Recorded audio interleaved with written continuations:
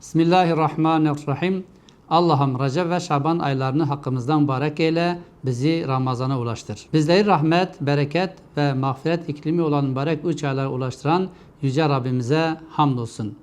Bu kıymetli zaman diliminde kalplerimizi muhasebeye çekmeyi, nefislerimizi terbiye etmeyi ve kulluk bilincimizi daha da kuvvetlendirmeyi niyaz ediyoruz.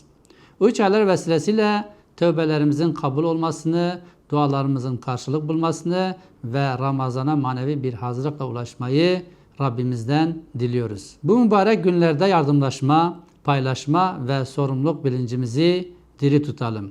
Başta Gazze, Filistin ve Sudan olmak üzere dünyanın farklı coğrafyalarında zulüm ve kuşatma altında yaşayan tüm mazlumlar için Rabbimize içten içe dua edelim.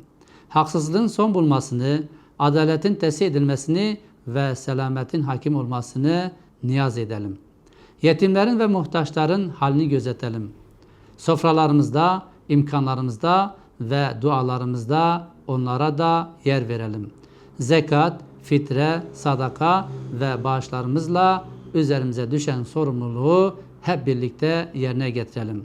Paylaşmanın, bereketin ve infakın arındırıcı yönünü hayatımıza taşıyalım. Dualarımızla ve yardımlarımızla Filistin halkının ve tüm mazlumların yanında olduğumuzu unutmadan hareket edelim. Rabbimiz bu mübarek 3 ayları ümmet için hayırlı kılsın, bizleri Ramazan'a istikamet ve salih amellerle ulaştırsın.